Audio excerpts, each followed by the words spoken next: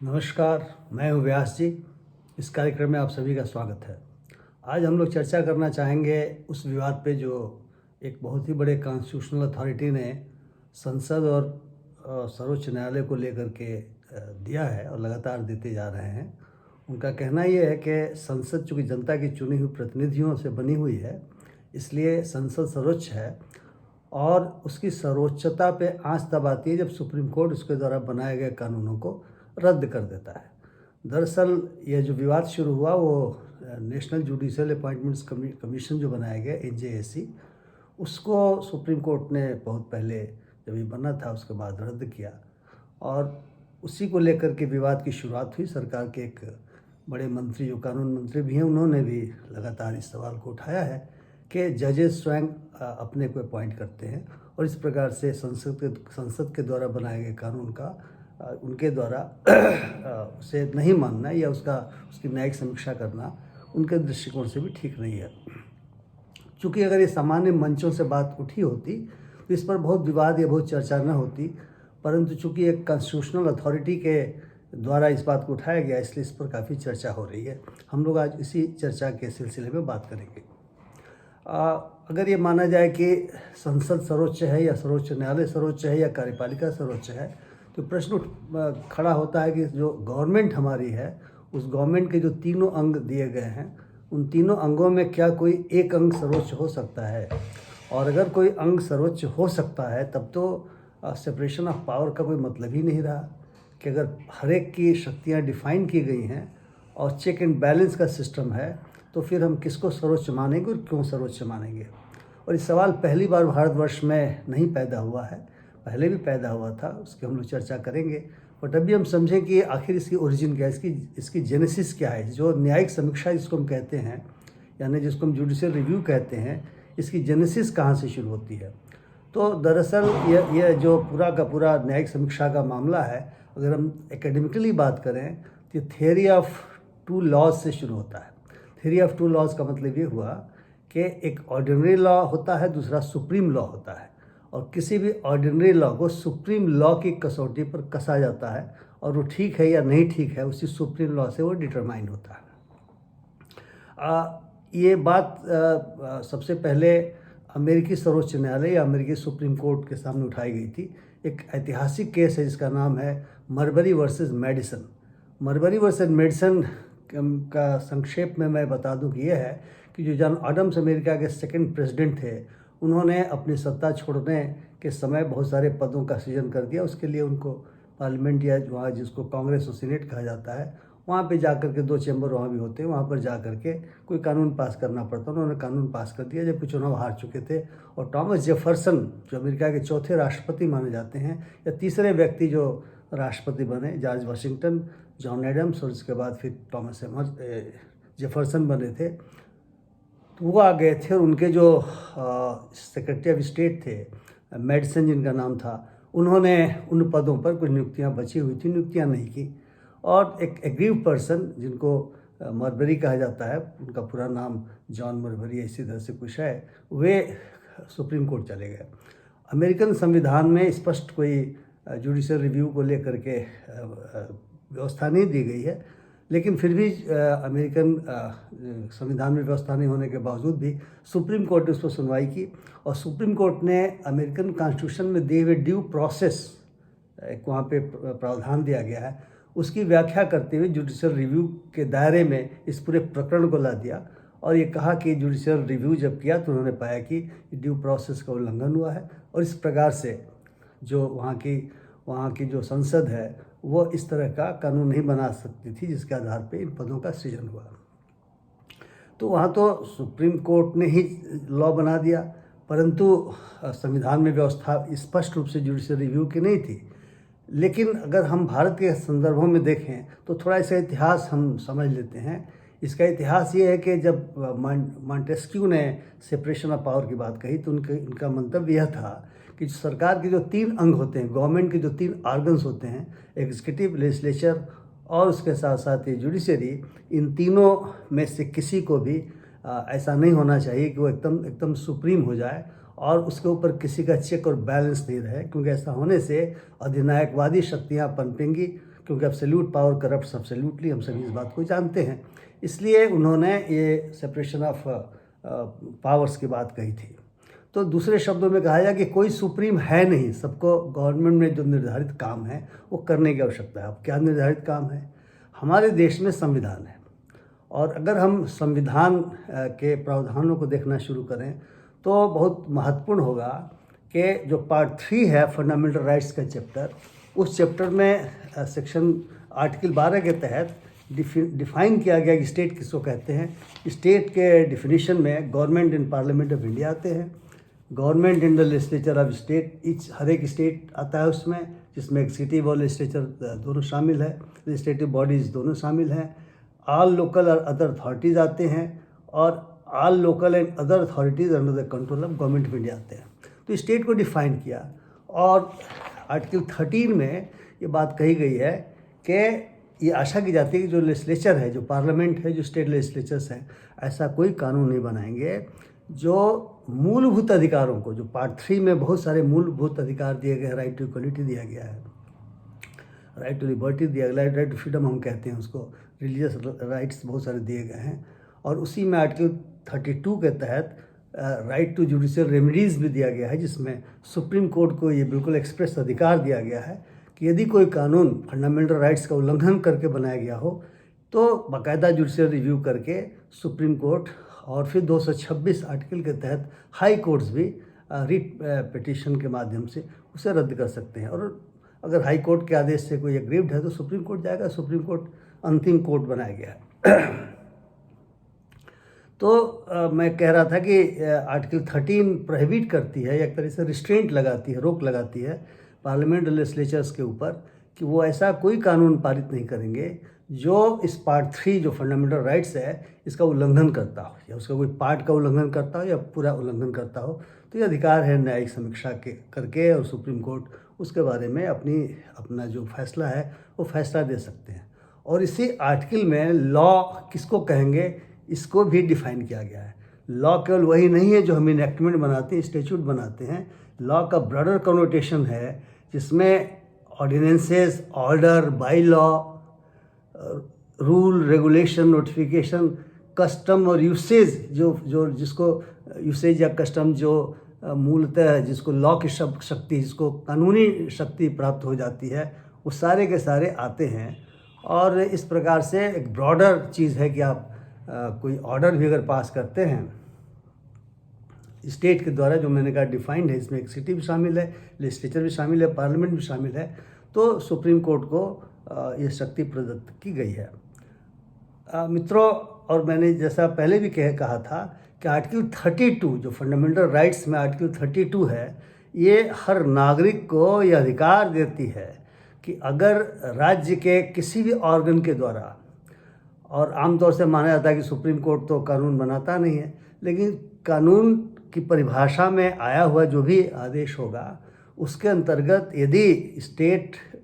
जिसको डिफाइन किया गया है वह अगर फंडामेंटल राइट्स का उल्लंघन करता है तो सुप्रीम कोर्ट में जाया जा सकता है अपने उस फंडामेंटल राइट्स को बचाने के लिए, और सुप्रीम कोर्ट जुडिशियल रिव्यू करके उस पर अपना फैसला सुनाएगा जो बाध्य होगा। दरअसल जो हमारे संविधान की आर्टिकल 141 है वो कहती है कि सुप्रीम कोर्ट इतना सुप्रीम है कि जो भी लॉ की उसने व्याख्या कर दी, या जो भी उसने वहाँ रेशियो डिसिडेंडी का कॉन्सेप्ट है, आप में से जो लोग न्याय शास्त्र या जूरिस्प्रूडेंस के विद्यार्थी हैं वो जानते हैं कि सोर्सेज ऑफ लॉ उसमें डिफाइन किया गया है। 3 सोर्सेज होते हैं। पहला तो कस्टम है, जो लंबे समय से कस्टम चले आते हैं, वो लॉ का रूप धारण कर लेते हैं। दूसरा इनेक्टमेंट्स या स्टैट्यूट है, और तीसरा जजमेंट लॉ कहा जाता है, जो संविधान की व्याख्या करते समय जो रेशियो निकलता है, जिसको रेशियो डिसिडेंडी कहते हैं, यानी जो एक तरीके से इंटरप्रिटेशन है वो सब पे लागू होता है। 141 कहता है कि सुप्रीम कोर्ट ने जो भी इंटरप्रिटेशन दिया वो इंटरप्रिटेशन भारतवर्ष के with in territory of India जो भी कोर्ट्स हैं सभी पर लागू होगा। ये बहुत ही महत्वपूर्ण अधिकार उनको दिया गया है। संविधान की विभिन्न धाराओं के अंतर्गत उनको अधिकार दिए गए हैं, और उन अधिकारों के अंतर्गत स्वाभाविक है कि आर्टिकल 32 भी मौजूद है और सुप्रीम कोर्ट के अपने अधिकार भी मौजूद हैं और हाई कोर्ट को भी आर्टिकल 226 के तहत समीक्षा करने के अधिकार दिए गए हैं। रिट पिटीशन में फाइल होता है, उसमें सरकार के कानूनों को, जिसकी डिफिनीशन आर्टिकल 13 में दी गई है, बाकायदा समीक्षा हो सकती है। तो हमारे संविधान में ये व्यवस्था दी गई है कि जो एग्जीक्यूटिव है और जो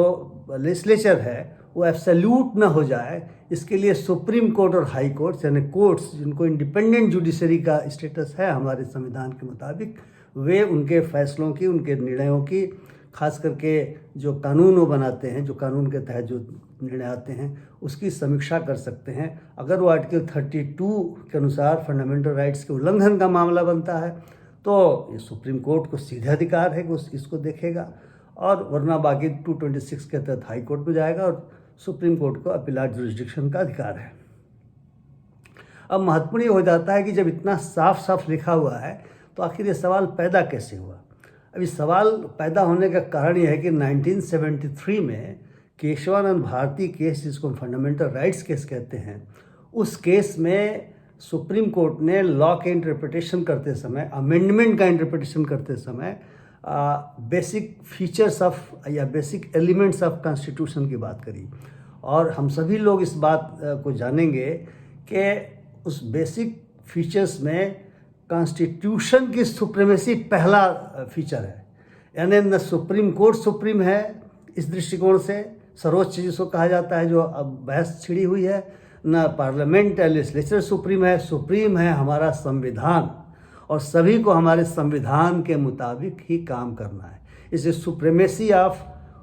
कॉन्स्टिट्यूशन पहला उसमें डाला गया फीचर। और इसके बाद उसी प्रकार से फेडरल स्ट्रक्चर, जो हमारे संविधान में दिया हुआ राज्य हैं उनको शक्तियां दी गई हैं, केंद्र उनको शक्तियां दी गई हैं, और Republican and democratic form of government है, सेकुलर स्टेट हमारा है, उस सेकुलर स्टेट को भी फंडामेंटल के रूप में बेसिक फीचर माना गया। और उसमें बहुत सारी अन्य चीज़ें भी भविष्य बाद में जुड़ती चली गई हैं। और ऐसा नहीं है कि जब 1973 में सुप्रीम कोर्ट ने बेसिक फीचर का सिद्धांत दिया, जिस पर आज उंगली उठाई जा रही है, उसको ऐसे ही पार्लियामेंट ने छोड़ दिया। पार्लियामेंट में 42nd अमेंडमेंट आया, और 42nd अमेंडमेंट में जो अमेंडमेंट की धारा 368 है, 368 है, उसमें 2 उपधाराएं जोड़ी गई, उपधारा 4, उपधारा 5, सबसेक्शन 4 एंड सबसेक्शन 5। और उसके तहत ये कहा गया कि पार्लियामेंट जो भी अमेंडमेंट करेगी उस अमेंडमेंट का जुडिशियल रिव्यू नहीं हो सकता। लेकिन मामला फिर सुप्रीम कोर्ट में गया, क्योंकि सुप्रीम कोर्ट को तो बात देखना है, और सुप्रीम कोर्ट ने मिनर्वा मिल्स केस में 1980 में उसे स्ट्रक डाउन कर दिया। सुप्रीम कोर्ट का ये कहना था कि जो आर्टिकल 368 है, जिसके तहत आपको अमेंडमेंट का पावर दिया गया है, आप अल्टरेशन कुछ कर सकते हैं, कुछ एडिशंस कर सकते हैं, बट आप कॉन्स्टिट्यूशन को डिस्ट्रॉय नहीं कर सकते। उन्होंने माना कि आपने अपने को, यानी संसद को उस शक्ति दे करके, और एक तो सेपरेशन ऑफ पावर का भी उल्लंघन कर दिया, और दूसरे बिल्कुल निरंकुश बनने की व्यवस्था कर दी, और तीसरे ऐसी व्यवस्था कर दी कि भविष्य में अगर कोई ऐसी मेजॉरिटी वाली गवर्नमेंट आ जाती है जो पूरे संविधान को ही नष्ट करने पर तुल जाए, क्योंकि कॉन्स्टिट्यूएंट पावर है पार्लियामेंट का, तो आप पार्लियामेंट के कॉन्स्टिट्यूएंट पावर के तहत आप बेसिक स्ट्रक्चर को ख़त्म कर दें, इस देश को सेकुलर नहीं रहने दें, इस देश को डेमोक्रेटिक नहीं रहने दें, इस देश को फेडरल नहीं रहने दें, आप बिल्कुल स्टेट्स की शक्तियों को ख़त्म कर दें। तो जो संविधान बनाया गया आज़ादी की लड़ाई के बाद, जो हमारे तमाम जो स्वतंत्रता सेनानी थे और उस समय के जो हमारे नेतागण थे, जो राष्ट्र निर्माण में लगे हुए थे, गांधी जी हैं, नेहरू जी हैं, अम्बेडकर जी हैं, आपके सरदार पटेल हैं, और बहुत सारे तमाम लोगों जो शहीदों ने बलिदान दिया, उन्होंने जिस समाज का सपना देखा था, और समाज के सपने को प्रेमबल के अनुसार we the people of India के नाम से समाहित किया था, जिसमें तमाम ऐसे अवधारणाएं हैं जिसके आधार पर देश को चलाया जाना है, तो अब डिस्ट्रॉय कोई मेजॉरिटी वाली गवर्नमेंट कर सकती है। इसलिए मिनर्वा मिल्स केस के आने के बाद से ये बहस उस समय बंद हो गई थी, जो दोबारा ये बहस छेड़ी गई है। और मैं ये कहना चाहूँगा कि जो आर्टिकल 32 जोड़ा गया, जिसमें राइट टू रेमेडी दिया गया, और जिसमें सुप्रीम कोर्ट सीधे जाने का अधिकार दिया गया, यदि फंडामेंटल राइट को का उल्लंघन करती है सरकार तो, या जो लॉ बना करके किया जाता है या संसद में ऐसा कोई लॉ बनाया जाता है, तो उसके बारे में बाबा साहब के विचार बड़े महत्वपूर्ण हैं। बाबा साहब ने कहा कि पूरे संविधान में यदि ये कहा जाए कि सबसे महत्वपूर्ण आर्टिकल कौन सा है, तो ये आर्टिकल 32 है, जो सरकारों के ऊपर लगाम कसने के लिए वो अधिनायकवादी न बन जाए, ये आर्टिकल बनाया गया है। तो सुप्रीम कोर्ट भी सर्वोच्च नहीं है, सर्वोच्च है हमारा संविधान, और सुप्रीम कोर्ट संविधान की व्याख्या करता है, इंटरप्रिटेशन करता है। उस इंटरप्रिटेशन के आलोक में यदि लॉ को ऐसा पाया जाता है कि संवैधानिक नहीं है, गैर संवैधानिक है, तो उसको अल्ट्रावायरी कॉन्स्टिट्यूशन में डिक्लेयर करता है। और फंडामेंटल राइट्स के तहत तो सुप्रीम कोर्ट अधिकार है, लेकिन 226 में हाई कोर्ट्स को तो बहुत सारे अधिकार दिए गए, उसमें तो इन्हीं पर्पज़ के लिए रिट दायर किया जा सकता है। और संसद को भी 139 आर्टिकल के तहत अधिकार दिया गया है, कुछ चाहे तो सुप्रीम कोर्ट को और पावर दे सकते हैं। तो अमेंडमेंट जो 368 का, उसमें आप कुछ चीज़ें जोड़ भी सकते हैं, लेकिन आप बिल्कुल डिस्ट्रॉय नहीं कर सकते। ये मिनर्वा मिल्स केस में पूरी तरह से स्पष्ट किया जा चुका है। अब यह भी है कि चूँकि कॉन्स्टिट्यूशनल अथॉरिटी के द्वारा ये बात उठाई गई है, तो ऐसे ही तो नहीं उठाई गई होगी। संभव है कि बहुत सारे सांसदों की राय रही हो, और देखने में बड़ा लोकलुभावन लगता है कि जनता के द्वारा चुने गए लोग सुप्रीम नहीं हैं, वो जो चाहे नहीं कर सकते, कानून बना करके ये सारा कुछ सुप्रीम कोर्ट में जाएगा उसकी समीक्षा के लिए। लेकिन मित्रों, जैसा मैंने मॉन्टेस्क्यू की बात कही, बहुत स्पष्ट है कि अगर आप किसी अंग को, सरकार के किसी अंग को इतना सर्वोच्च बना देंगे, अनकंट्रोलेबल बना देंगे, अनरिस्ट्रेन्ड बना देंगे, तो देश में तानाशाही ला सकती हो पार्टी, जिस पार्टी की मेजॉरिटी हो। हम लोग देख रहे हैं कि जो भी कानून आते हैं, भले ही वो संसद के द्वारा पारित होते होंगे, लेकिन एग्जीक्यूटिव ही उसको लाता है।